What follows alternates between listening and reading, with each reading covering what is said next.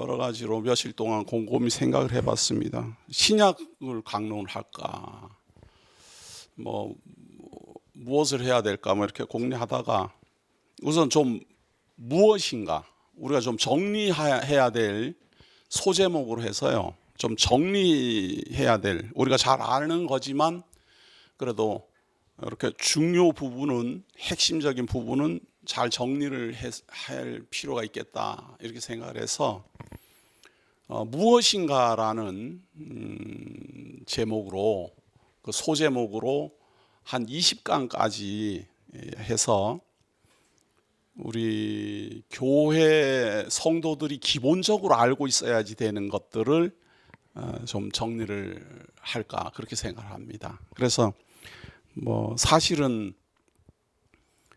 50강까지 있지요. 그런데 그거를 제가 볼 때는 다 할 필요는 없는 것 같고, 그래서 그 중에서 가장 중요하게 다루어져야 될 것만 한 20강 정도로 요약을 해서 그러니까 20강 해봐야 오전 오후 이렇게 나눠서 하니까 한 10번이죠. 10주 동안 좀 정리를 하면서 그 다음에는 어느 성경 내용을 강론할까 좀 계속해서 좀 생각을 해보겠습니다. 사실은 창세기로 들어가야지 정석이 맞죠. 맞는데 16년도에 제가 강론했고 또 한 번 하면 한 5, 60강을 해야 되니까 조금 머뭇거리게 됩니다. 왜냐하면 지난 강의도 아직 다 안 들으셨을 텐데 그런 생각 때문입니다. 그래서 이제 오늘은 첫 번 강의로 영원한 나라입니다. 이 영원한 나라는 요한계시록 마지막 결론하고 결부가 되고 있기 때문에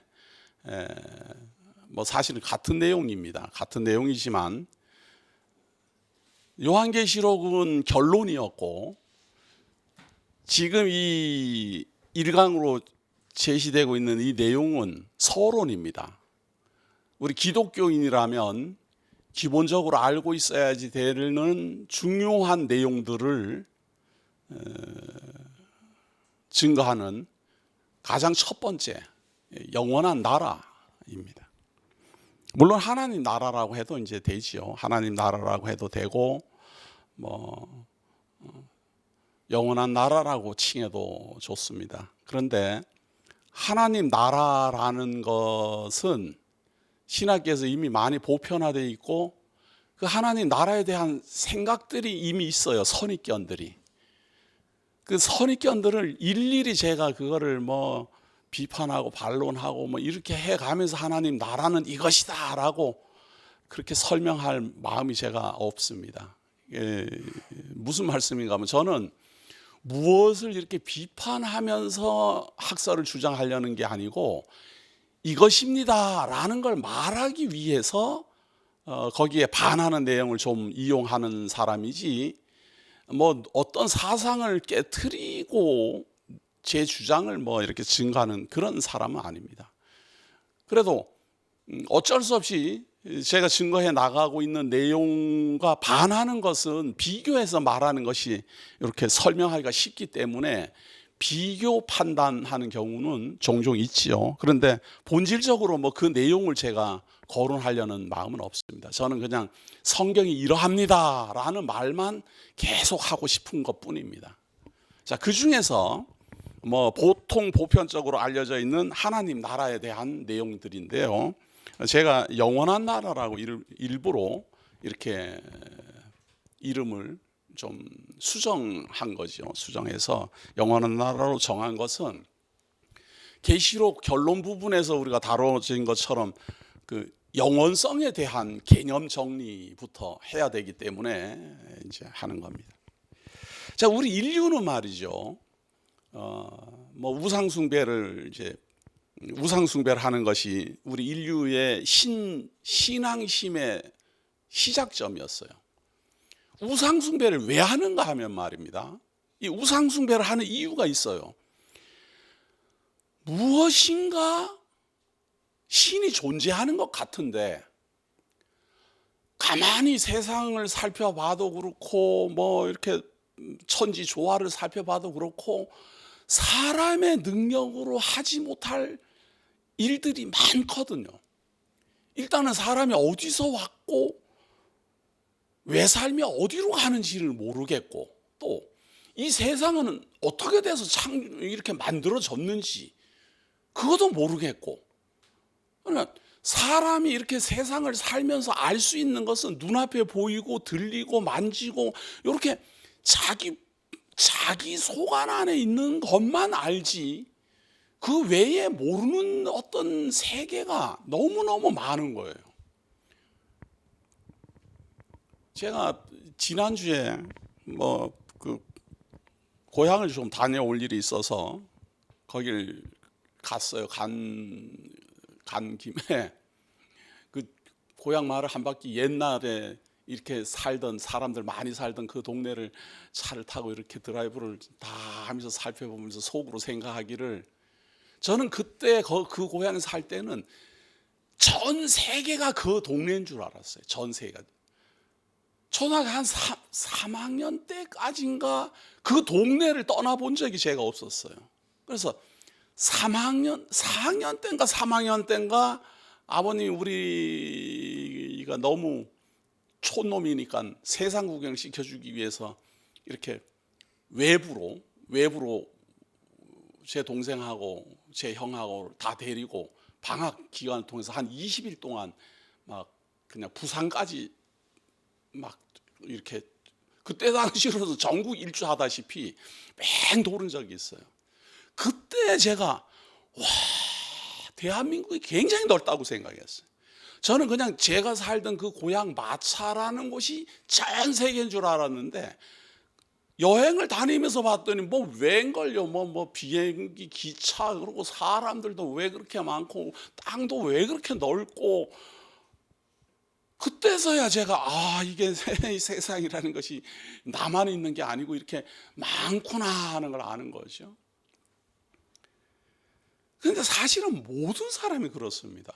모든 사람이 처음에는 태어나서 살면은 자기만 존재하는 줄 알아요. 그리고 자기 눈에 띄는 요 영역만 존재하는 줄로 알다가 점점 아니 이게 지구라는 게 있구나, 이 나라라는 게 있구나, 그 다음에 지구라는 게 있구나, 그 다음에 우주라는 게 있구나, 이렇게 점점 알아가는 거예요. 그러면 의문이 생겨요. 과연 누가 이거를 만들었느냐? 과연 무엇이 이 우주 삼라 만상을 주관하느냐? 사람이 주관하는 건 아닌 게 틀림없으니까. 사람 뜻대로 뭐 비가 내리고 사람 뜻대로 뭐 눈이 내리고 이러는 게 아니잖아요. 이렇게 사람들이 볼 때는 쉽게 말해서 저절로 그렇게 되고 있는 거예요. 저절로. 근데 이게 저절로라는 말이 너무 이상하지 않아요? 저절로 무엇이 다 움직이면은 산이고 바다고 뭐고 이게 저절로 다 움직여야 될 텐데, 어떤 거는 저절로 움직이지도 않아요. 바다는 저절로 자기가 왔다 갔다 하고 뭐 파도도 치고 태풍도 오고 왔다 갔다 하는데, 산은 그대로 있는 것 같은 거예요. 그럼 무엇은 저절로 움직이고 무엇은 움직이지 아니하고 이런 거에 대한 의문들이 생기는 거예요. 그러다가 최종적으로 무엇인가 보이지는 않지만 신이 존재할 거다. 신이 존재할 거다. 그 신은 우리가 알 수는 없지만 분명히 존재할 거다. 이렇게 시작을 하는 거예요. 그래서 알 수 없고 보이지 않는 어떤 하나님을 섬기다가 점점 구체화시키는 거예요. 땅에는 땅신이 있다. 하늘에는 하늘신이 있다. 나무에는 나무신이 있다. 바위에는 바위신이 있다. 이렇게 구체화하면서 이름을 정하기 시작하는 거예요. 이름을 이렇게 매기는 거예요. 그래서 결국에는 처음에는 아무것도 없는 것에서 사람들이 신이라는 명분을 주어서 구체화시키는 게 우상 숭배입니다. 이것이 철학자들이 볼 때는 너무 맹목적이고 막연하잖아요. 우상 숭배하고 뭐 이게 너무 이게 무식한 것 같고 생각 없는 사람들의 판단력인 것 같다 그 말이에요. 그래서 사람들은 과연 이 세계가 어디로부터 출발했나를 연구하기 시작했어요. 그런데 그런 걸 연구하는 나라가 우리 대한민국 이 조선, 고조선 말이에요. 고조선. 이 대한민국의 고조선 이런 나라에 태어나면은 그런 걸 연구할 겨를이 없어요. 눈 뜨면 일해야 되고 일이 끝나면 바로 잠자야 되고, 그러니까 먹고 사는 거에 궁핍한 나라 국민들은 그런 거 연구 안 해요. 누가 하는가? 먹고 사는 거에 지장 없고 할 일 없고 뭔가 그래도 생각을 할 수 있는 이런 여유로운 귀족들, 이런 사람들이 먹는 것도 지겹고 노는 것도 지겹고 오락도 지겹고 뭐 이러다 보니 그런 나라에서 생각을 많이 해요. 철학자들이 그래서 나타나기 시작합니다. 철학자들 중에 우리가 가장 유명하게 알고 있는 소크라테스라는 사람이 지금 우리에게까지도 잘 알려져 있어요. 그런데 그 사람 제자가 이제 플라톤이라는 사람인데, 이 플라톤은 세계 여행을 즐기던 사람이에요. 세계 여행을 즐기고, 그때 당시에 그 어려운 고대 시대에 예수 그리스도 오기도 전에 6세기경의 사람이 이 뭔가 이거 자기네 이 그리스 지역에만 이 사람이 존재하는 게 아니라 드넓은 세계가 존재할 것 같은 그런 생각을 가지고 여행을 다닙니다. 여행을 많이 다니면서 많은 걸 보고 듣고 배우게 되지요. 그 사람이 마침내 유대 땅에 온 거예요. 유대 땅에 와서 봤더니 다른 데는 우상 숭배를 해서 막연해요. 근거가 없어요. 증거가 없어요. 증거가. 대부분 신을 믿는 사람들은 그냥 만들어내는 신이에요. 신화고. 그래서 그걸 신화라 그래요. 그래서 이야기를 들어보면 그냥 사람인데 신이라고 칭해지지만 사람하고 다 똑같아요. 그런데 사람하고 다 똑같은데 거기에다가 조금 의미 부여를 해서 좀 색다른, 좀 능력 있는, 뭐 결혼도 하고 다 뭐 아이도 낳고 다 그러는데 좀 색다른 의미 부여를 한 사람이에요. 그래서 뭐 태양신이라느니 무슨 바다신이라느니 뭐 이렇게 의미 부여를 이렇게 하는데, 유대 땅에 오니까 그런 의미 부여를 하지 않은 구체적인 하나님을 증거하는, 여호와라는 이름을 가진 하나님을 증거하는 특이한 종교가 있는 거예요.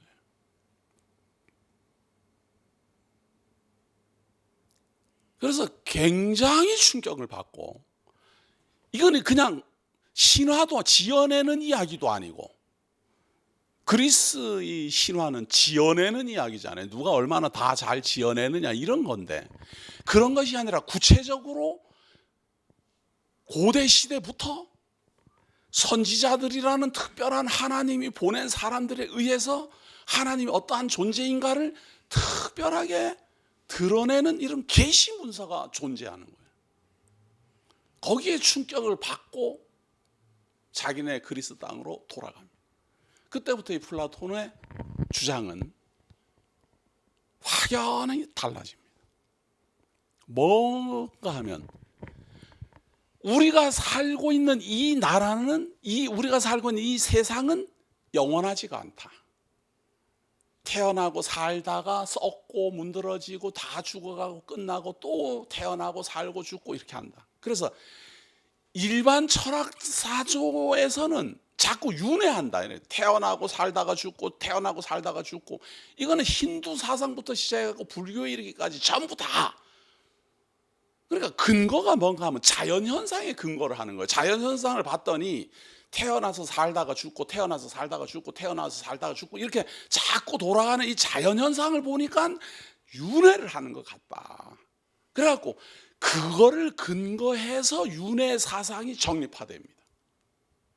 그때 플라톤은 특이한 말을 하지요. 그렇지가 않다. 이 세상은 태어났다가 살다가 죽고 태어났다 살고 자꾸 반복되는 것 같지만 결국에는 끝난다. 그러나 시작하고 끝날 때까지 이 세상이 아닌 참 세상이 존재한다.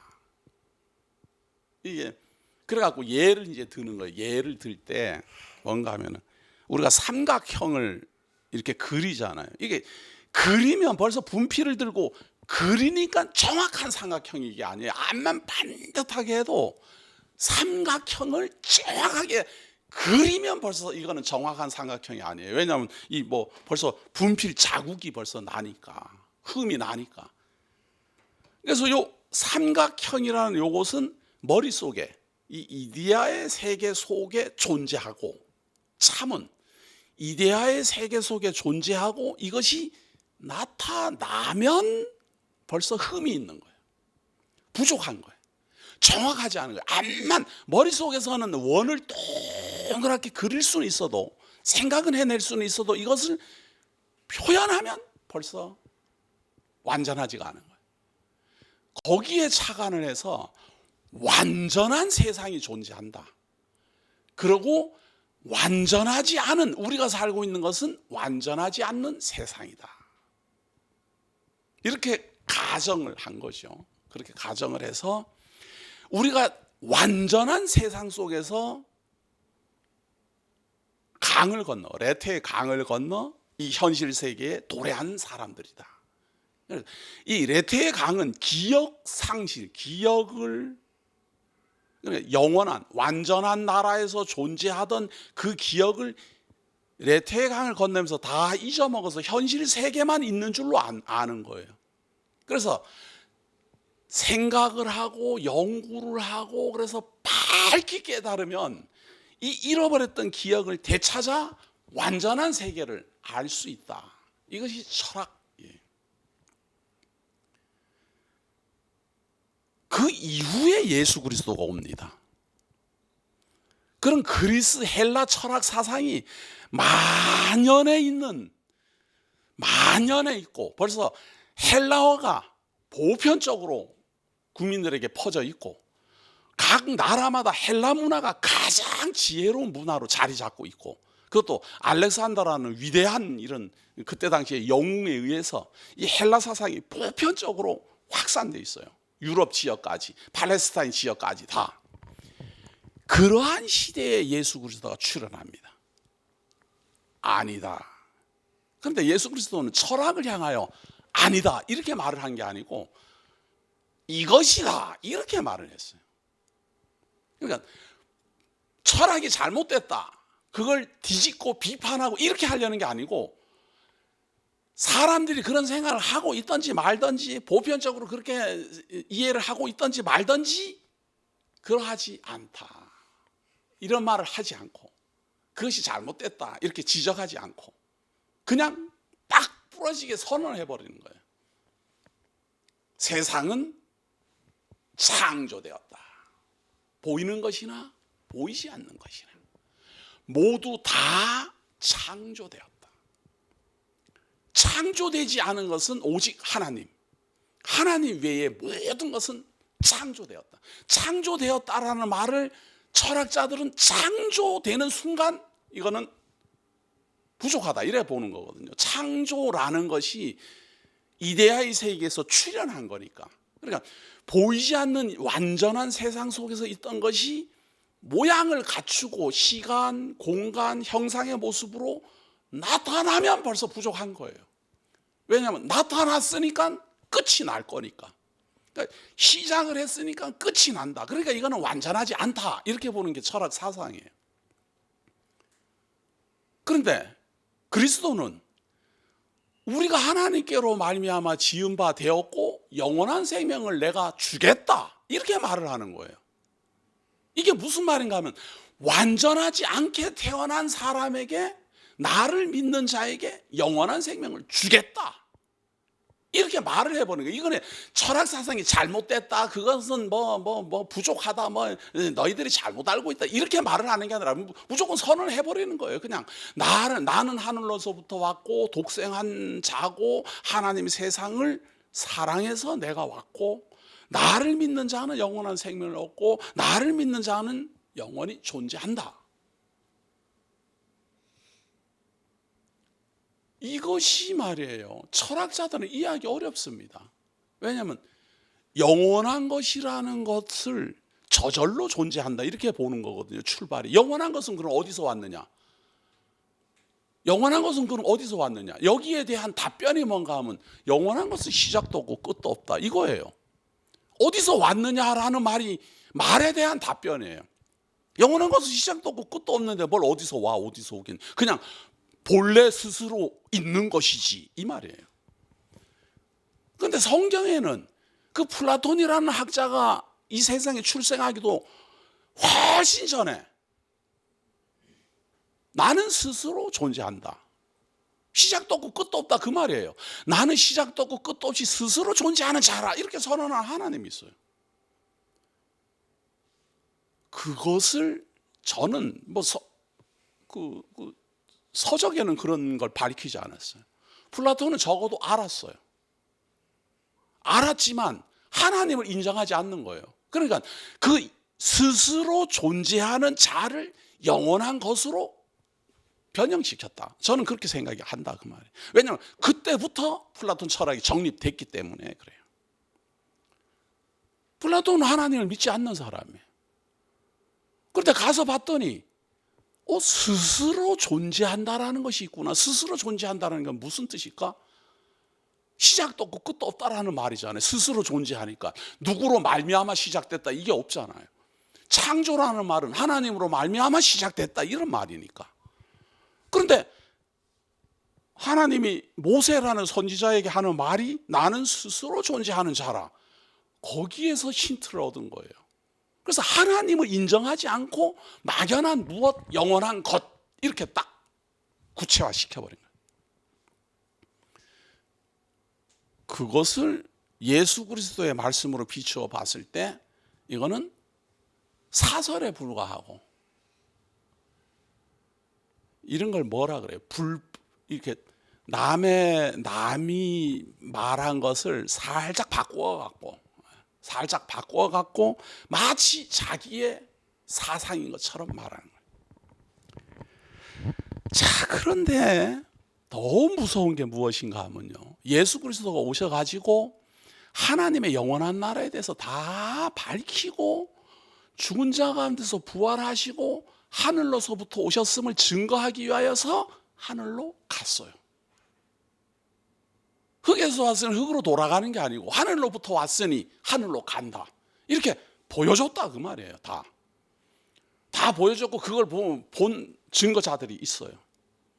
이 기독교가 이 성경이라는 것을 가지고 성경이라는 것을 가지고 그거를 요약 정리해서 구체화시켜 가지고 하나님의 성도들에게 성경을 가르치면 참 좋았겠는데, 지금처럼 이렇게 성경이 한 권으로 돼 있는 것도 아니고 이걸 딱 앉은 자리에서 1권부터 창세기부터 해서 요한계시록까지 일목요연하게 볼 수 있는 그런 것도 아니고 분량이 어마어마하고 말이죠. 일단은 두루마리로 다 말려져 있고 이렇게 광범위한 성경 내용을 일목요연하게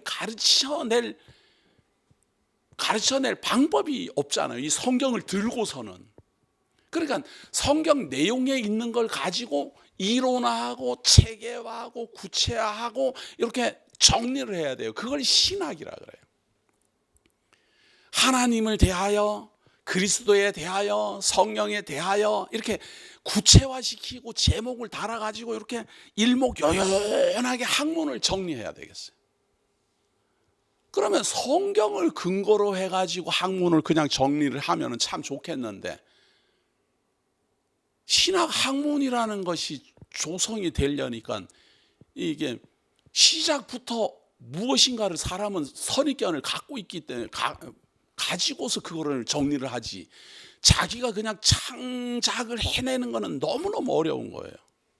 사실은 성경을 창작하지 말고 그냥 성경의 흐름대로만 이렇게 할 생각을 했으면 좋았겠는데, 학자들이 그렇게 안 하고 무엇인가 이론적 체계를 가지고 있는 것을 가지고 제목만 바꾸고 싶었던 거예요. 그 중에 가장 좋았던 이론 체계가 플라톤 철학이에요. 그래서 플라톤 철학을 가지고 근본으로 해가지고 성경 사상을 대입시켰어요.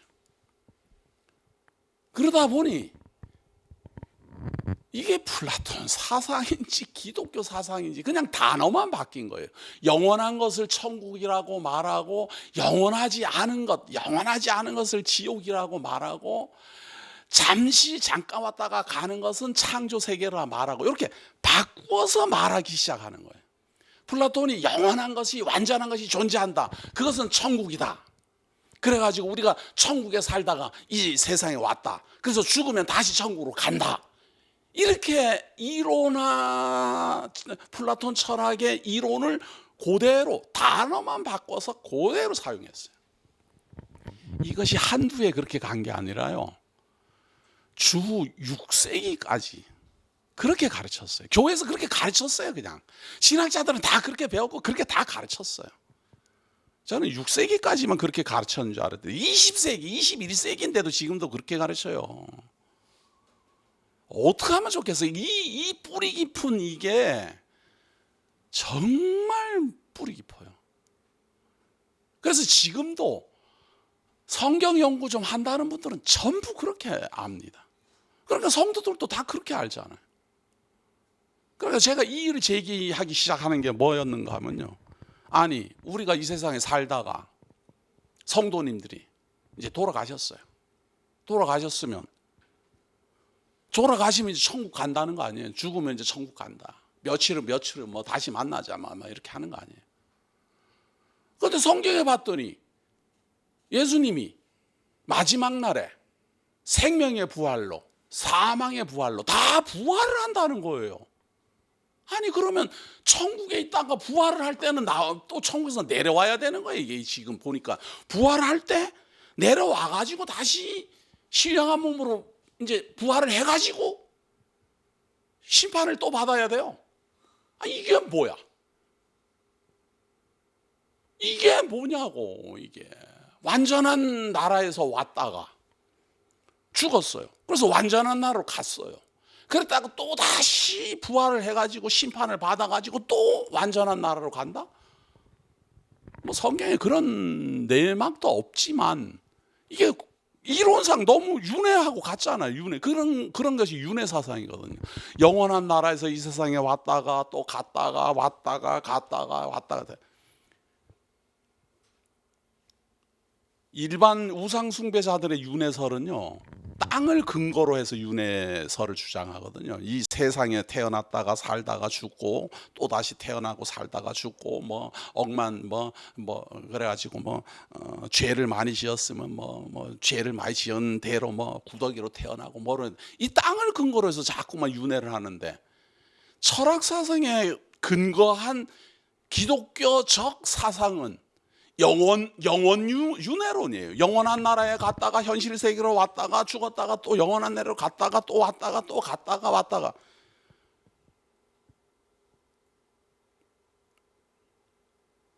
그래서 제가 물어봤어요. 하나님은 뭘 하시는 분이에요? 예? 하나님은 뭐를 하시는 분이냐고. 사람이 천국에서 살다가 이 현실 세계에 태어났다가 그렇게 살다가 죽고 그럼 믿는 사람들은 또 천국 갔다가 또 부활할 땐 또 내려오고 또 올라가고 하나님은 그냥 뒷짐지고 가만히 보고 있는 거예요. 갔네 왔네 갔네 왔네. 하나님은 뭐 하시는 분이냐고 도대체. 만날 하나님이 주관하시고 천지 만사 만물을 하나님이 주관하시고 하나님이 인도하시고 다 그렇게 말을 하면서 왜 그런 이론 체계를 세워서 말을 하는지 저는 너무 답답하더라고요. 그리고 영원한 것이 이 현실 세계로 왔다니까. 그럼 창조가 아닌 거예요. 이거는 말도 멋있게 해요. 창조란 영원한 것이 시간, 공간, 형상으로 드러난 것이다. 그럼 하나님은 뭘 하셨어요? 우리는 하나님이 이 세상 만사 만물을 창조했다라고 지금까지 배웠고 그렇게 믿고 있고 그렇게 증거를 하고 있는데 영원한 것이 시간, 공간, 형상으로 드러났으면 하나님이 하신 게 아무것도 없잖아요. 이게.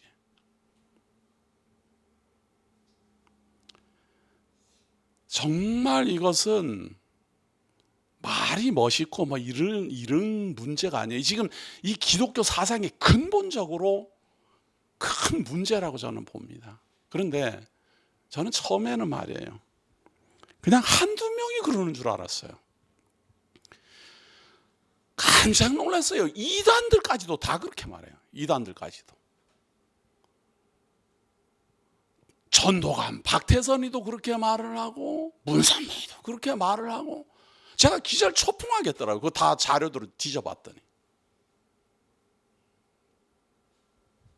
그래서요, 우리는 성경대로 봅시다. 볼 때 시작점은 말이에요, 반드시예요. 시작점은 하나님만 영원해요. 하나님만 영원해요. 하나님만 시작도 없고 끝도 없고, 하나님만 윤회가 아니에요. 하나님이 뭔 윤회를 하고 뭐 말고 할 게 없잖아요. 그러니까 하나님만 시작도 없고 끝도 없고, 모든 만사 만물은 하나님으로 말미암고 하나님께로 돌아가요. 이게 성경이잖아요. 그러니까 영원한 것이든 뭐 영원한 생명이든 신령한 몸이든 무엇이든 간에 모두 다 하나님으로 시작돼요. 보이는 것이나 보이지 않는 것이나 모두 다. 이게 성경이에요. 그 하나님을 우리가 믿어야 돼요. 그런데 모든 것의 시작이고 모든 것의 출발이고 모든 것의 만사 만물의 창조주이신 이 하나님을, 그 어마어마한 크기, 그 하나님의 그 광대한 능력, 그 무소부재하심을 우리는 감당할 능력이 없어요. 다시 말해서 하나님이 하나님의 그 모든 것을 우리에게 다 알려주어도 우리는 알 수가 없어요. 그걸 하나님은 너무도 잘 알아요. 하나님이 만드신 이 창조물인 사람이 하나님의 모든 것을 다 말해주어도 사람은 알 수 없고 또 알 필요도 없어요. 다시 말해서 국민학생은 국민학생이 알아야 될 것만 알면 돼요. 국민학생이 무슨 저 나사에 있는 나사에 무슨 어떤 학문을 배울 이유가 없다 그 말이에요. 자기 직분에 맞는 만큼만 알면 돼요. 그렇기 때문에 하나님은 하나님의 모든 것을 우리에게 다 드러내 보여주는 것이 아니라 사람들이 알아야 될 하나님에 대해서만 알려주는 거예요. 그 알려주는 방법이 창조예요.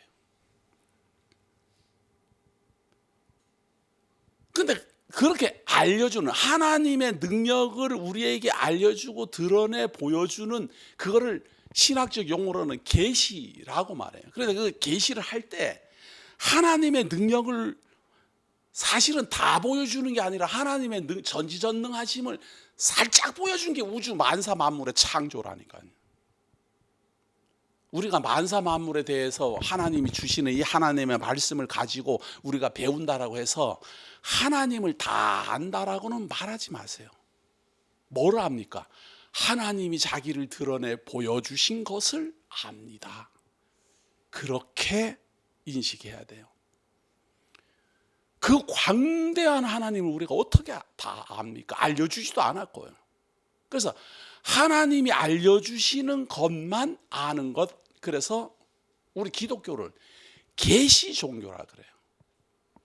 이치 종교가 아니에요. 사람이 생각을 해가지고 무엇을 밝히는 게 아니라 하나님이 드러내 보여주는 것으로 하나님을 알아요. 그런데 그 하나님이 드러내 보여주는 것 중에 가장 첫 번째 보여준 것이 영원한 나라입니다. 우주와 만사 만물을 창조하신 것이 시작이 아니고, 에베소서에서 제가 몇 번이나 말씀드린 것처럼 창세 전에 계획이 있었다. 그 창세 전에 계획이 있는 그 영원한 나라가 존재해요. 그 영원한 나라를 하나님으로 말미암아 시작된 그 영원한 나라, 스스로 존재하는 게 아니라 하나님이 영원한 나라를 만들었어요.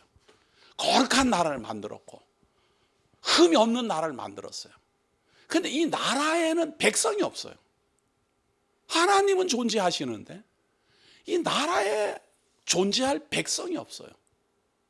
왜냐하면 하나님의 나라는 영원한 나라이고, 이 하나님의 나라는 이제 하나님이 시작하심으로부터 끝나지 않을 거룩한 나라인데, 모든 세상 만사 만물은 시작하면 끝이 나니까, 시작을 해도 끝이 안 날 존재가 하나님 나라 백성인데, 이 하나님 나라 백성이 없어요. 그래서 하나님이 하나님 스스로 약속하기를 이 영원한 하나님의 나라에 거할 하나님의 백성을 만들자, 창조하자, 존재하도록 하자라고 하나님이 하나님 스스로 약속한 걸 영원한 언약이라 그래요. 그런데 그것을 계시 표현상 하나님이 그리스도와 언약을 했다, 이렇게 말을 하는 거예요. 구분을 해서.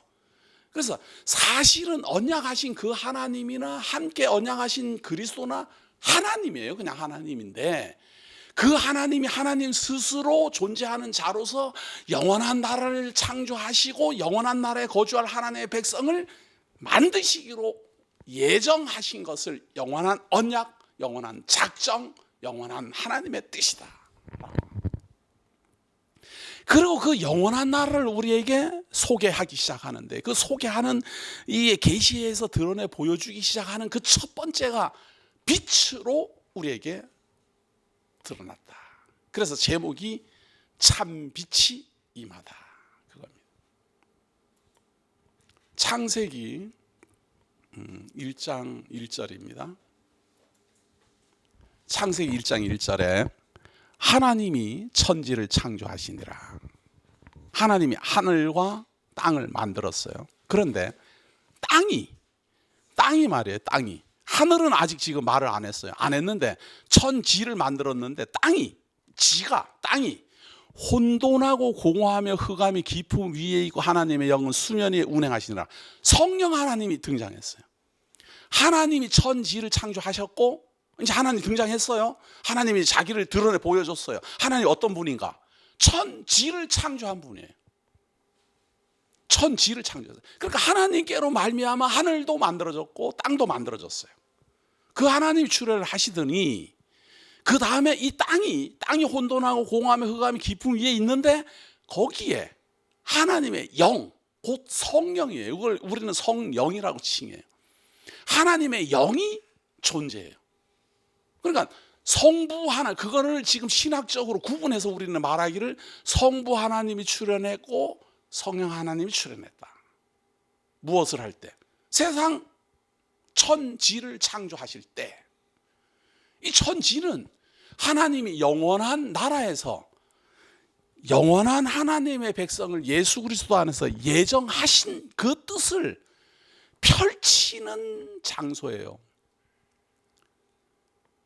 영원한 나라에 존재할 하나님의 백성들을 영원하지 않은 나라에서 훈련을 시키고 갈고 다듬고 거룩하고 흠이 없게 만들어 하나님은 그들의 하나님이 되고 우리는 그의 백성이 되게 하시기로 이미 창세전에 계획을 다 세우시고 그 계획을 펼치신 것이 바로 시간 세계고 공간 세계고 형상의 세계다, 그 말이에요.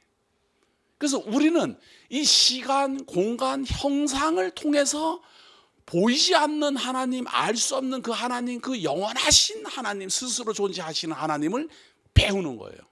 왜냐하면 거룩하다라는 의미가 그 하나님을 아는 것이기 때문에 그래요. 우리는 거룩하다 그러면은 막 아무 죄도 없고 깨끗하고 순결하고 이런 것부터 먼저 생각하는데, 가장 거룩한 사람은 자기를 창조하신 하나님을 아는 사람, 믿는 사람, 경외하는 사람이 거룩한 사람이에요. 자기의 근본을 알잖아요. 우리가 어떤 사람을 비난을 할 때 가장 심한 욕설이 뭔가 하면 근본도 없는 놈이다, 이거는. 너는 애비도 없냐, 이런 말이 다 근본도 없다, 이런 이야기.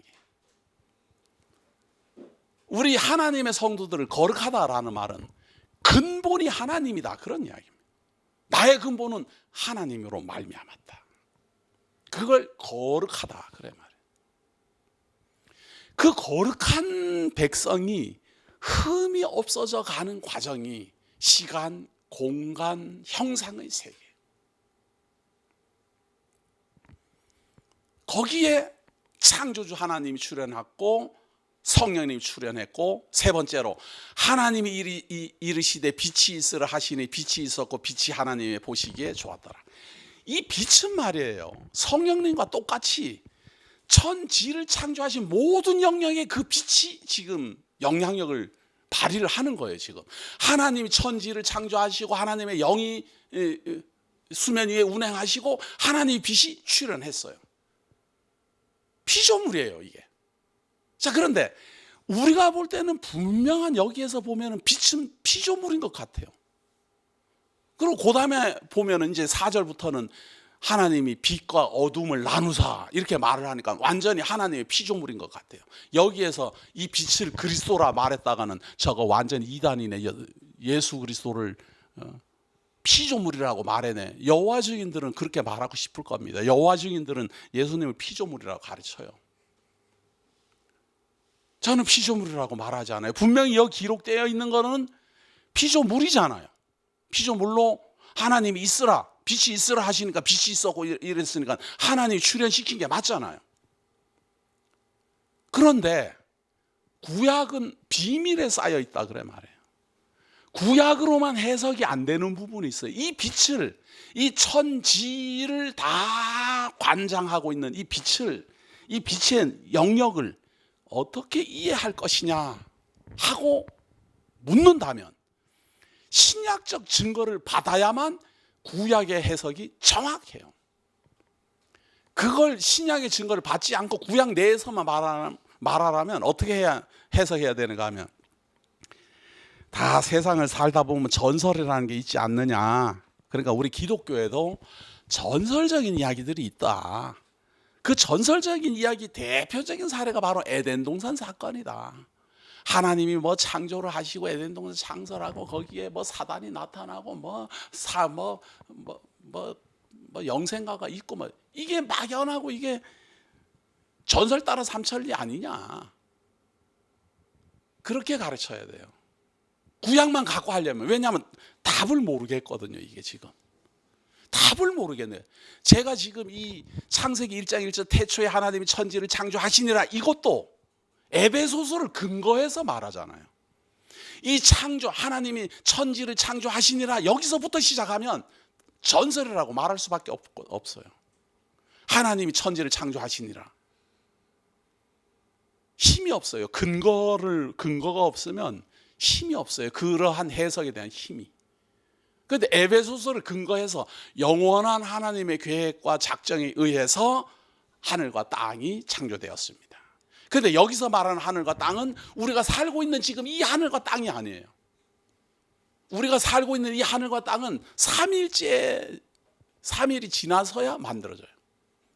우리가 보고 있는 이 태양 이런 거는 3일이 지나야 돼요. 그러니까 3일 동안은 천지를 하나님이 만들으시고 성령님이 운행을 하시고 거기에 빛이 있으라니까 빛이 출현했고 그 빛과 반하는 어둠도 존재해요. 이 세계에 대한 해답을 우리가 알 수 없기 때문에 신약적 증거를 찾을 수밖에 없어요. 그래서 요한복음 1장 1절로 갑니다. 요한복음 1장 1절입니다. 태초에 말씀이 계시니라. 이 말씀이 하나님과 함께 계셨으니 이 말씀은 곧 하나님이시니라. 하나님이 천지를 창조하시니라. 하나님이 빛이 있으라. 이렇게 하실 때 그 말씀이 함께 있었고 그 말씀은 하나님이라는 거예요. 하나님이 빛과 천지를 창조하시고 빛이 있으라 이렇게 말한 그 말이 하나님이라는 거예요. 그리고 그가 태초에 하나님과 함께 계셨고 만물이 그로 말미암아 지은 바 되었으니 지은 것이 하나도 그가 없이는 된 것이 없다.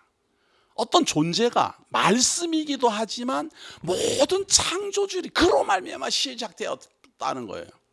그러니까 분명히 창세기에서 말하는 천지를 지으신 그 하나님, 하나님의 영이 운행하신다는 그 하나님하고 다른 어떤 존재를 지금 말씀이라고 표현하고 있고, 그 말씀은 하나님이라고 말하고 있고, 그 말씀은 말씀으로 말미암아 모든 만사 만물이 만들어졌다.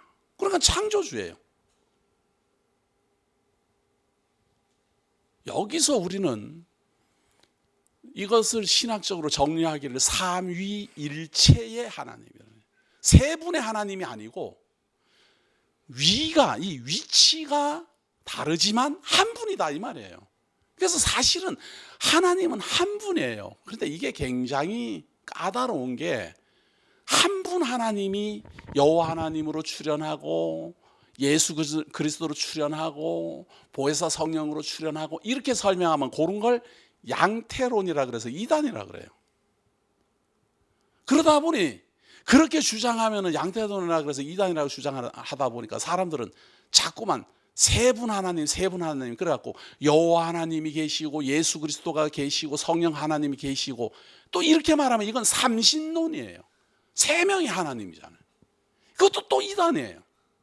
그래갖고 양태론도 아니고 삼신론도 아니고 삼위일체다 이렇게 말해. 더 이상 부르면 신비다 이렇게 말해요. 신비하지 않아요. 스스로 존재하시는 하나님을 우리가 완벽하게 우리 언어로 어떻게 표현해내겠어요. 그래. 스스로 존재. 피조물은 말이에요. 피조물은 창조되는 순간 숫자잖아요. 수사 이렇게 숫자로 해서 헤아려지잖아요. 하나 둘 셋 넷 이렇게 헤아려지잖아요. 창조물은 다 헤아려져요. 그런데 하나님은 창조 되신 분이 아니고 스스로 존재하는 분이에요. 그러니까 이 존재하는 하나님을 우리가 한 분 하나님이라는 의미로, 유일신이라는 의미로 하나님이라 그러거든요. 이거 아주 싸가지 없는 발언입니다. 어디 어른을 하나다, 둘이다, 셋이다 이렇게 말해요. 어르신한테 한 분, 두 분, 세 분 이래 말해야지. 그런데 우리는 가장 경외하는 하나님을 하나라고 이렇게 숫자로 말해. 이거 참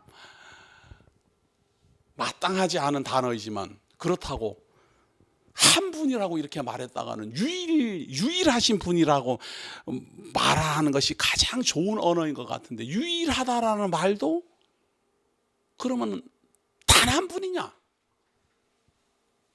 이래 말하면 예 이랬다가 또 양태론이라 그럴 거니까 또 예도 못하고. 이것이 영원히 스스로 존재하는 하나님을 우리 사람이 표현해낼 수 있는 언어의 한계입니다. 성경은 그런데 그렇게 표현하지 않고요. 삼위일체 하나님이다 이렇게 표현하지 않고 하나님이 창조했다. 그런데 그 하나님과 하나님이 창조를 하실 때 하늘과 땅을 지으시니라 빛이 있으라 하시고 말씀을 했잖아요. 그런데 그 말씀이 곧 하나님이다. 하나님이 말했으니까, 하나님이 말씀을 했으니까 그 하나님이 곧 말씀을 했어요. 그런데 그 말을 함으로 모든 만사 만물이 지어졌어요. 그 지어질 때 가장 처음에 출현시킨 게 빛이에요. 그리고 그 빛으로 말미암아 모든 것이 나타나기 시작합니다. 그래서 하나님, 그 다음에 성령 하나님, 빛이 있으라 그랬을 때 그 빛을 무엇으로 보아야 될까? 모든 만사 만물의 근본이신 하나님으로 보는 것이 맞다. 이렇게 선언하는 겁니다.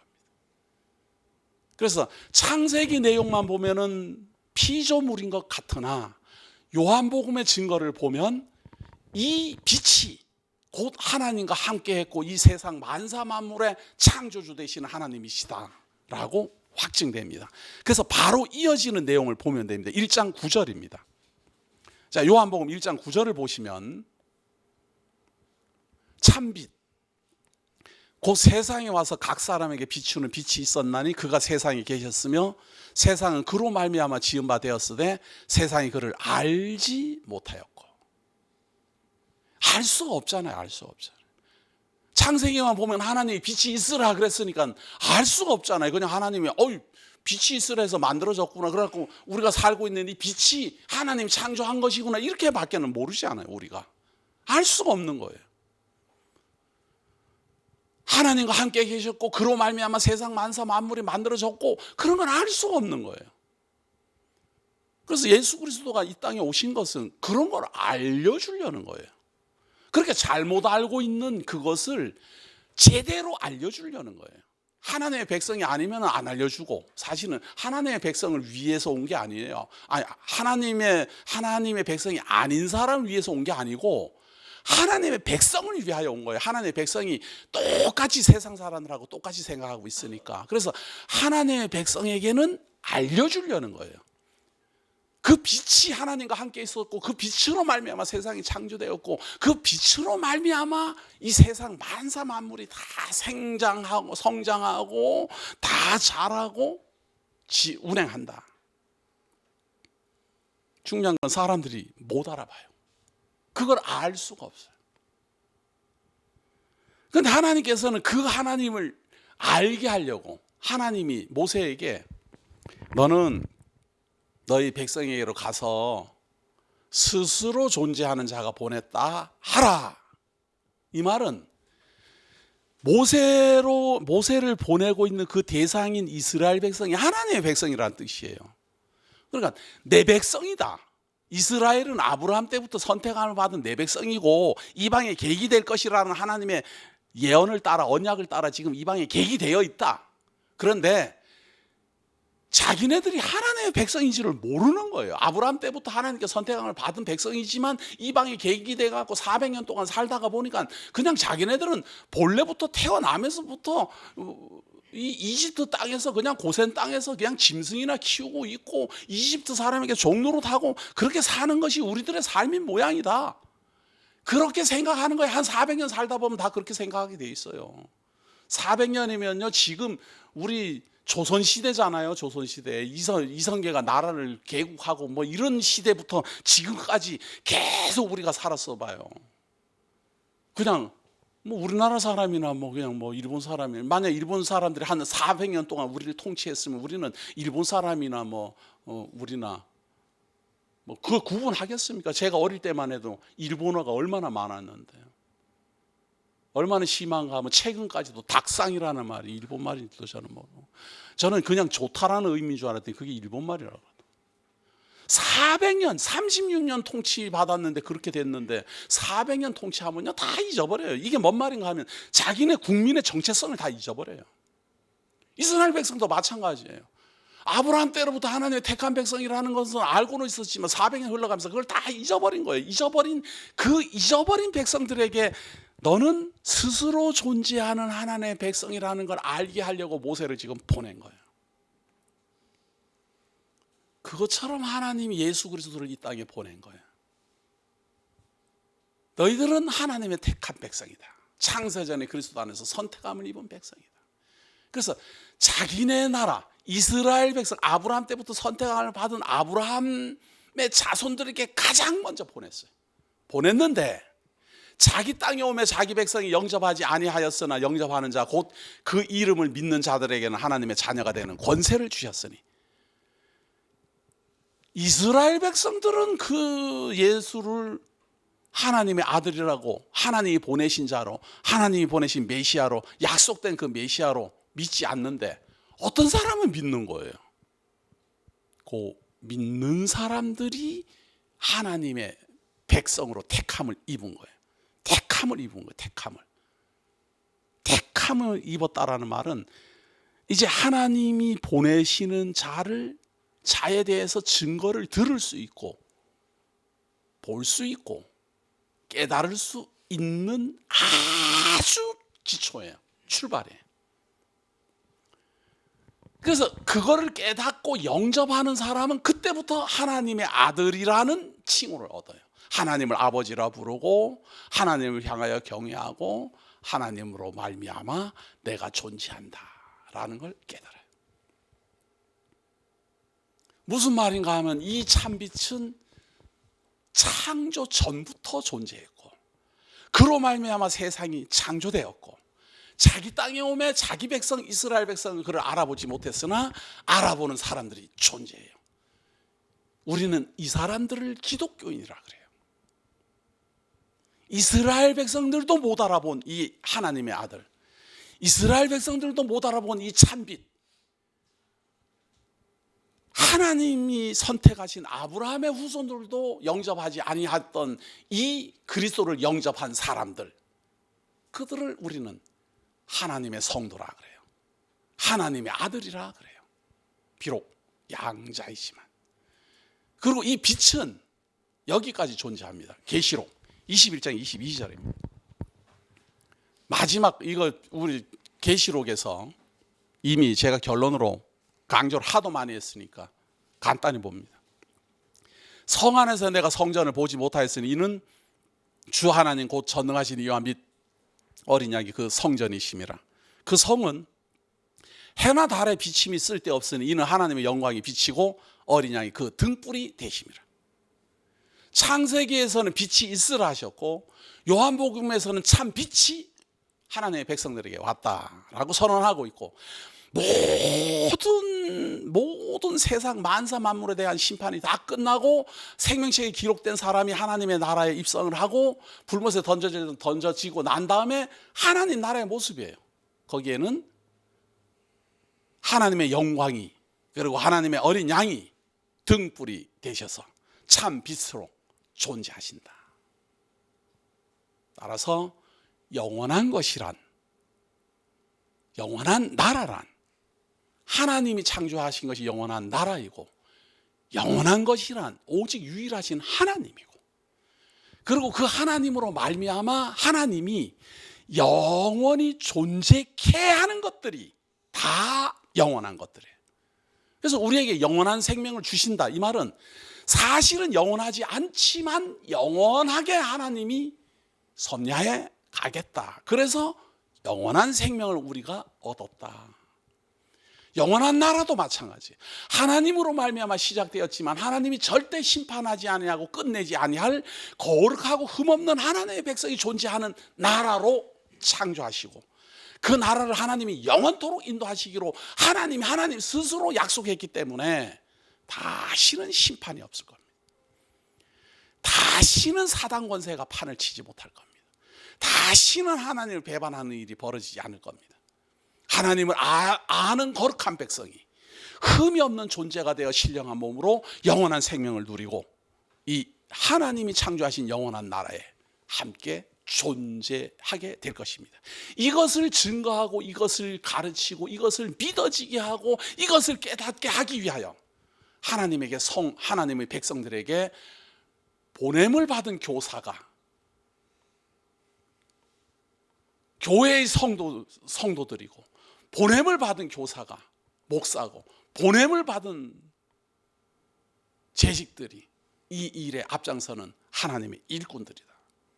그래서 우리는 이 영원하신 하나님이 창조하신 이 영원한 나라에 입성하기까지 정말 잠시 잠깐 이 세상에 출현했다가 사라지지만 출현해서 돌아갈 때까지 하나님이 영원한 나라에 존재하게 될 우리에게 주신 사명이 있어요. 무슨 사명? 영원하신 하나님을 증거하고 영원한 하나님 나라에 대한 소망을 가르치고 영원한 하나님의 백성이라는 사실을 인식시켜줘야 될 사명이 있어요. 그것을 위하여 최선을 다하다가 하나님 품 안에 간다면 가장 아름다운 사명을 감당하고 가장 가치로운 일에 최선을 다한 하나님의 아들이요 백성이라 칭함을 얻을 것입니다. 영원한 하나님 나라, 영원한